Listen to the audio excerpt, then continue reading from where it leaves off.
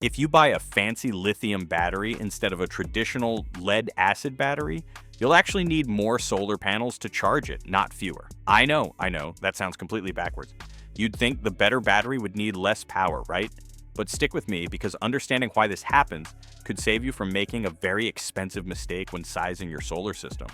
In the next few minutes, I'm going to show you exactly how many solar panels you need to charge a 200 amp hour battery. And more importantly, I'll explain why the answer to that question isn't as simple as you might think. Hey everyone, welcome back to Integrate Sun. If you're watching this video, chances are you're either about to buy a 200 amp hour battery for your home backup system, or you already have one sitting at your garage and you're trying to figure out how many solar panels you need to actually keep it charged. And look, I get it, you just want a straight answer.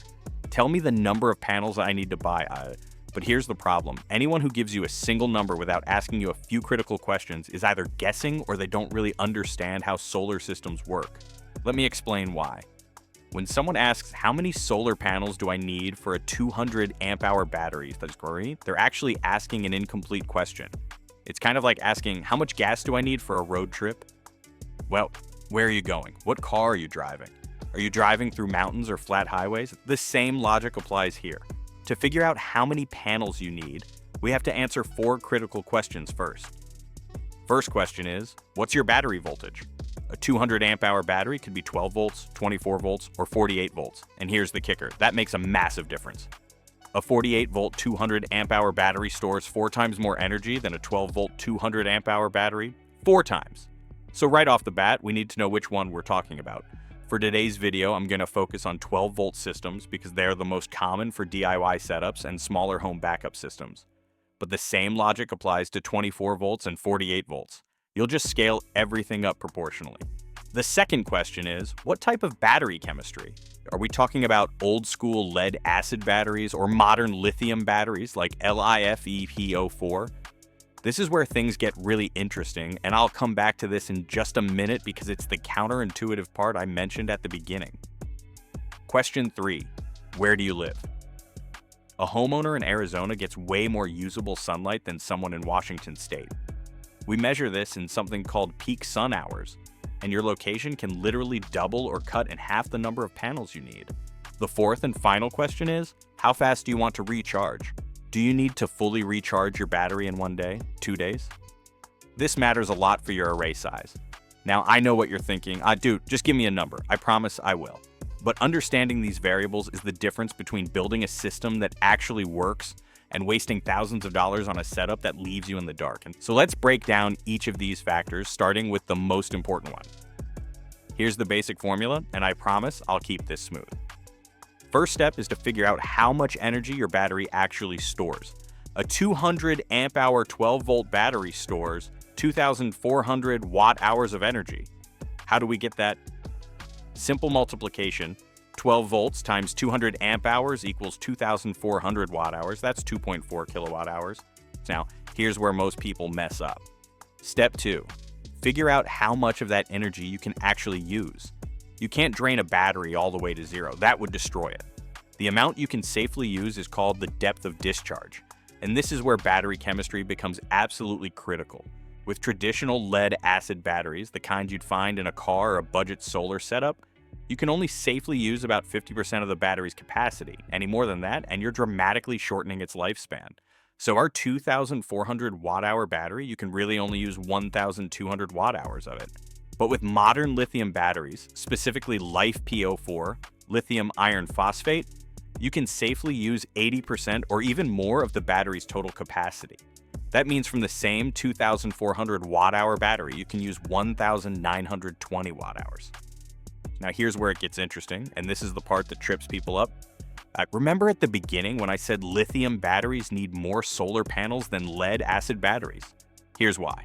Your solar panels need to replace whatever energy you use. That's their job, to recharge the battery back to full every day.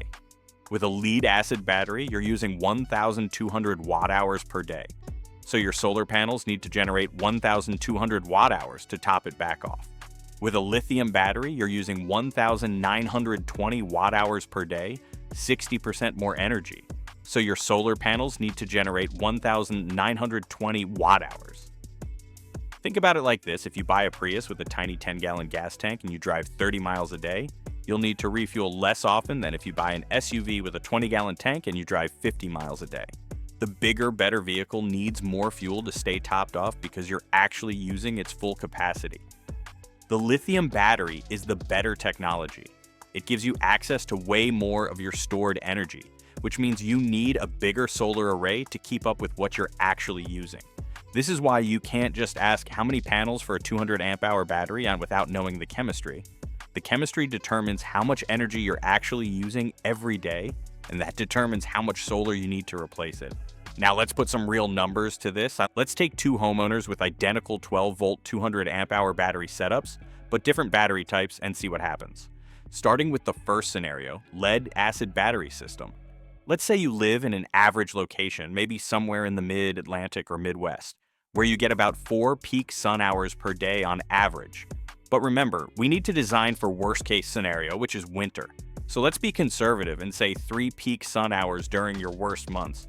Your lead-acid battery needs 1,200 watt-hours replaced every day.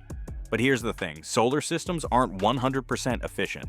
Between the charge controller, the battery's charging inefficiency, temperature losses, and wire resistance, you're looking at about 75% efficiency in a real-world system. So the formula becomes 1,200 watt-hours divided by 3 peak sun hours times 0.75 efficiency equals 1,200 divided by 2.25 equals 533 watts of solar panels. Most modern panels are around 400 watts each, so you'd need about two 400-watt panels. That gets you 800 watts total, giving you a comfortable buffer above the minimum. Scenario 2. Lithium battery system. Same location, same 3 peak sun hours. But now you're replacing 1,920 watt-hours instead of 1,200. And actually, lithium systems are a bit more efficient. Let's call it 85% overall efficiency instead of 75%. Because lithium batteries charge more efficiently and you'd be using an MPPT charge controller. Here is the math. 1,920 watt-hours divided by 3 peak sun hours times 0.85 efficiency equals 1,920 divided by 2.55 equals 753 watts. So you'd need two 400-watt panels minimum, but you'd really want 3 panels, 1,200 watts total, to have adequate capacity, especially during cloudy days. The bottom line for a 12-volt 200 amp hour system in an average US location: lead-acid battery, 2 panels, 800 watts, lithium battery, 3 panels, 1,200 watts. Now, if you live somewhere sunny like Arizona or Southern California where you get 5 peak sun hours even in winter, you could get away with fewer panels. If you live in the Pacific Northwest, you'll need more. By the way, if you haven't watched our video on Tesla Powerwall 3 versus Enphase IQ 10Z, you'll want to check that out next. We compared 2 of the biggest lithium battery giants, especially with Enphase's latest 10C model, link is in the description. Now, most of you watching this are probably thinking about home backup systems, not small DIY setups. So let's talk about how this scales up. A Tesla Powerwall 2, for example, has 13.5 kilowatt hours of total storage with about 12.2 kilowatt hours usable. That's a lithium-based system. To put that in perspective, that's equivalent to about 5 or 6 12-volt 200 amp hour lithium batteries.